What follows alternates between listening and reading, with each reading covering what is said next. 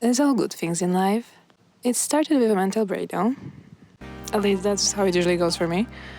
If you're asking what happened to hello, hi, hello.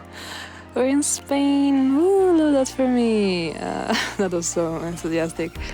This is another entry in my digital diaries. Quick catch up. I decided to be deliberately homeless for a bit. First, I went to Berlin and I instantly fell in love. I thought, what if I actually moved here?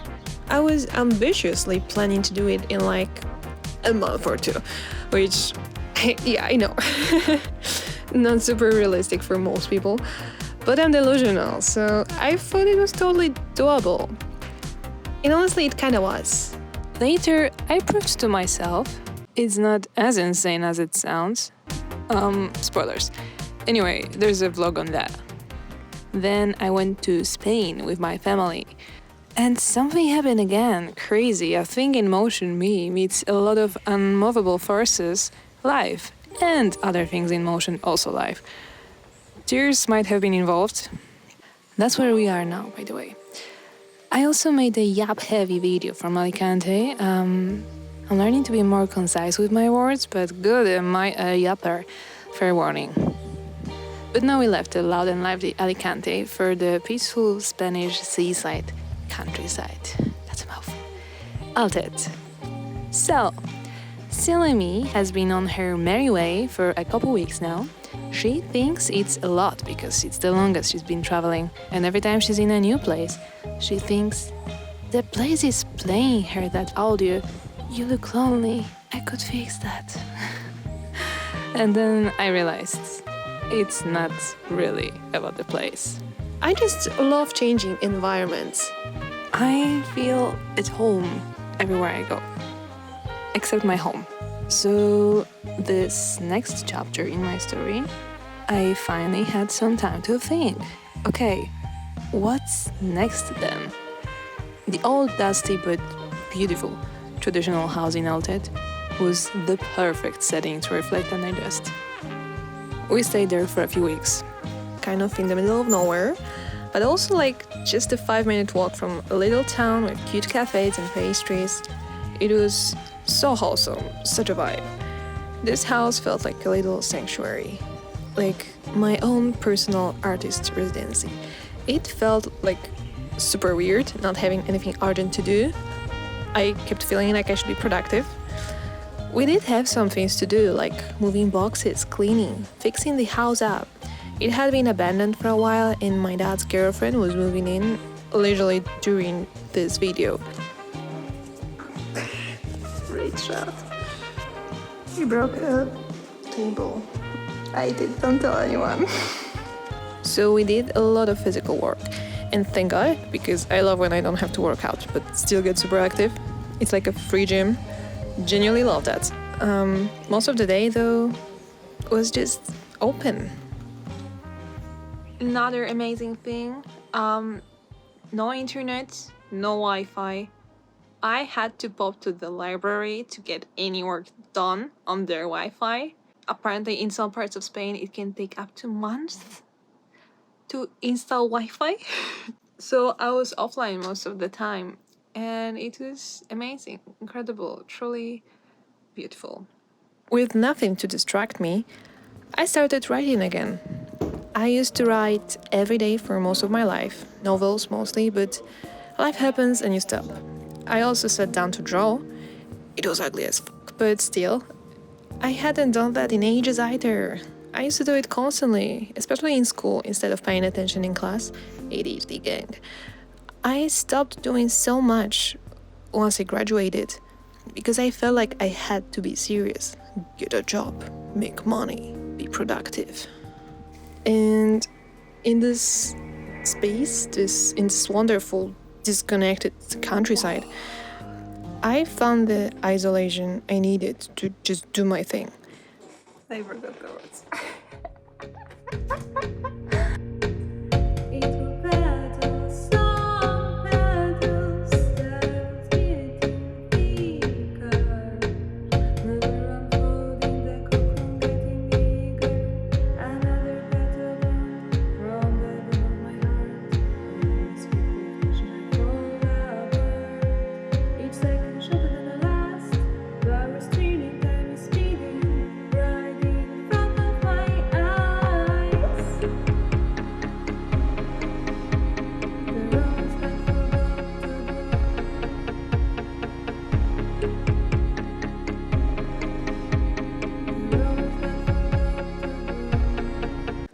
So I wrote, I drew, I made music, I made dumb TikToks. I was present in my body, which is hard for me most days. It was sunny every day, clear air, fresh fruits and vegetables that taste so much better than in Central Europe, and they are really affordable. I didn't really have friends around. I wasn't completely alone, thankfully. I can spiral when I'm totally isolated. I binge watched a bunch of shows with my dad and his girlfriend. We watched the Game of Thrones, like 3 or 4 seasons. I'd never seen it before, side note.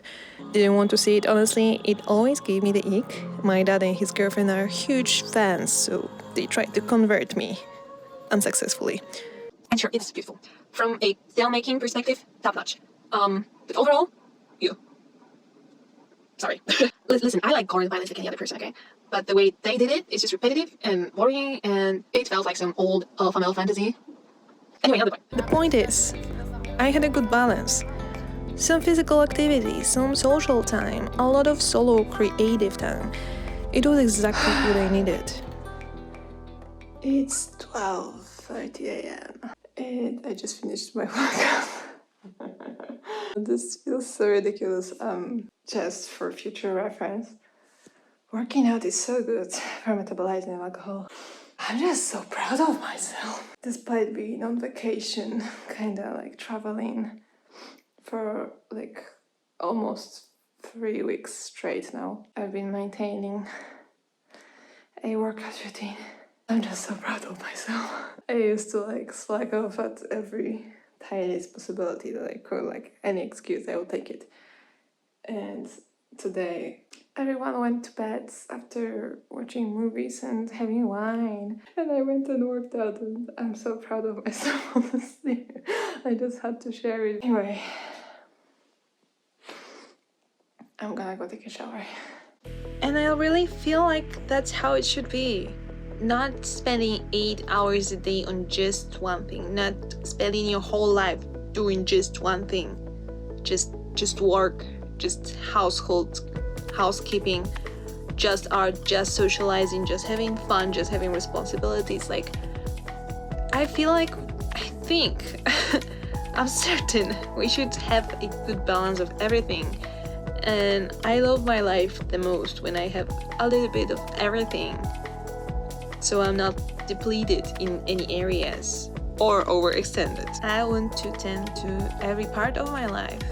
Which, yes, it's nearly impossible under capitalism.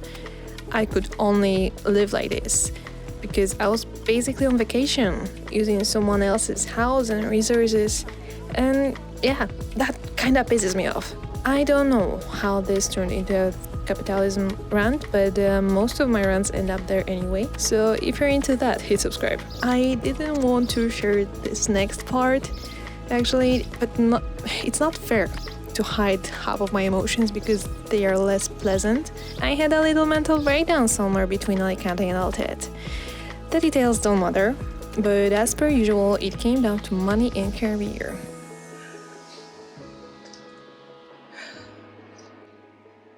I gave up on any dreams and bigger goals that I ever had because I accept that it's just not possible for me. But I'm just so tired of surviving. I don't know what I'm supposed to do.